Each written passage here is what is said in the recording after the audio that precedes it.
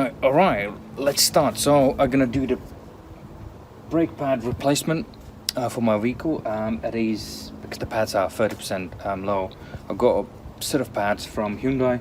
Always recommend use main dealer parts because they're gonna last you 3 times, 4 times as more than any aftermarket replacement parts. It has been tested, and that's how it is. Unfortunately, you're gonna pay less for parts or any aftermarket parts. They're gonna wear out much quicker than original main dealer parts. Even they are being repackaged from different manufacturer, and there is the brand logo on it. The product quality will be much greater than if you're gonna use something similar out there. Even if it's a Brembo or Ferrado, TRW, anything like that. Check this out yourself. You will see how many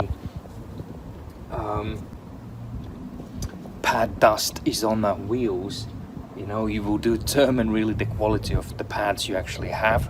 You know, the more you have the brake dust on your alloy wheels and you can't wash it off, the more shittier the pads are or the parts are. You know, so let's see. So yeah, here the wheel is off. That's a disc. That's a brake disc if you don't know. Suspension strut, spring, hub, and draw bar link, right? So basically I already undone the bolts, one here. So I'm gonna push the caliper now in. I will show you how we're gonna do this. I'm gonna use, where is it? Something which looks like a small crowbar, or you can use a bigger screwdriver to help you push the cylinder back in. And once that is done, you can remove the caliper. And what you can do is, if you have obviously proper caliper, little press, the tool, the winding tool, you can just wind it nicely without doing what I'm gonna do. You know, but most of the people would not have that, but you can just use that will make life easier. Let's see how we're gonna, and I will follow you up with the process. So basically I will show you how you can just get this caliper released, right? So by just removing, also you can do the way you like it, the way it walks around you, yeah.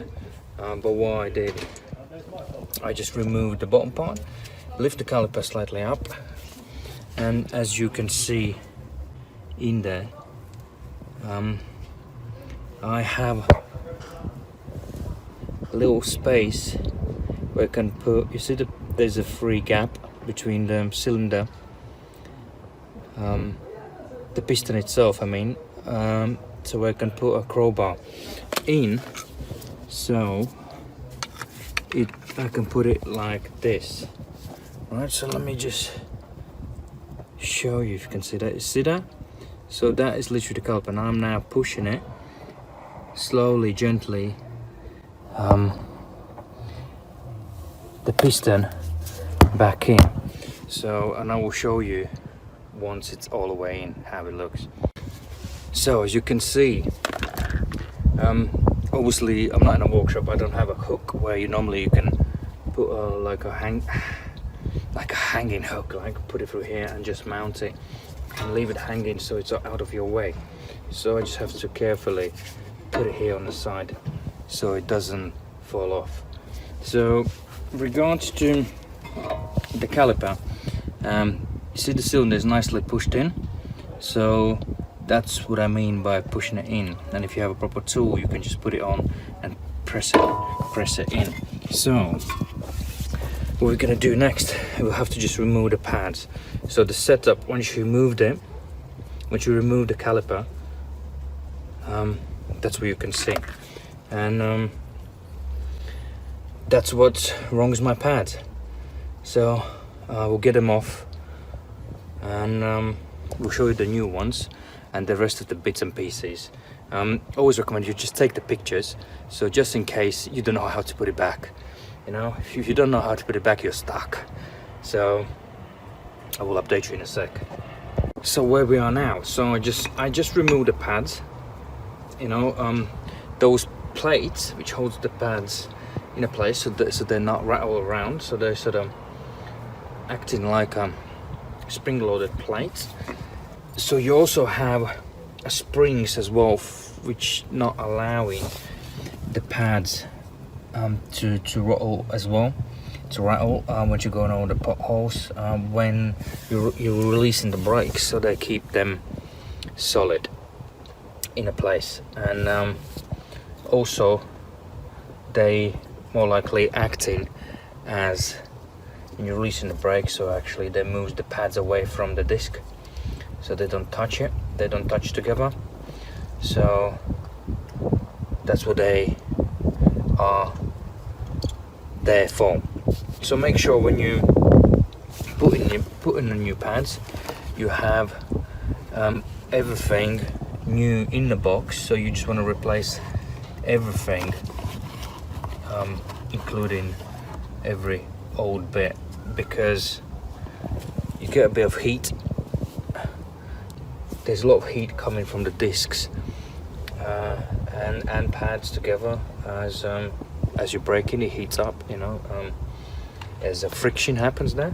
So let me set everything and I'll put everything back and I will update you, see how it looks and see if you can do it.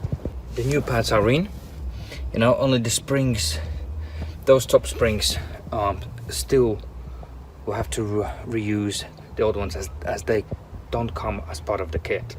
So let me put everything back on. So the caliper should come on easily.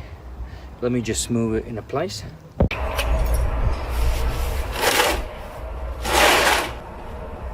Alright, that's all done. Wheel goes back on.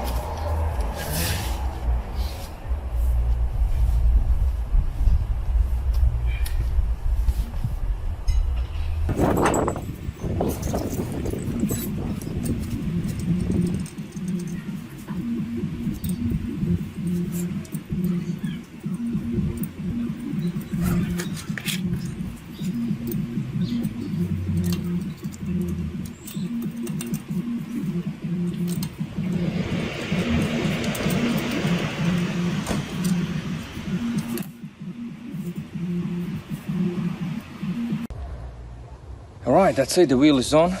So I'm gonna lower the jack, lower the vehicle, retorque the nuts, the wheel nuts, and I'm ready to go. I already replaced the other side.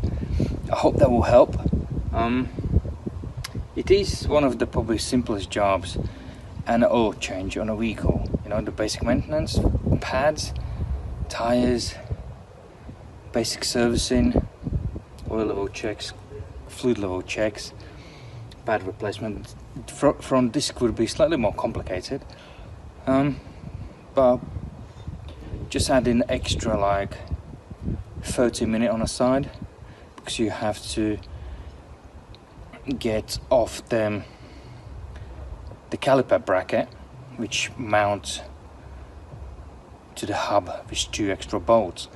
So that's the only thing pretty much you have to do. So that will be half an hour on each side. And after replacement, make sure when you're driving away you pump the brake pedal at least 5 times so you got brakes again.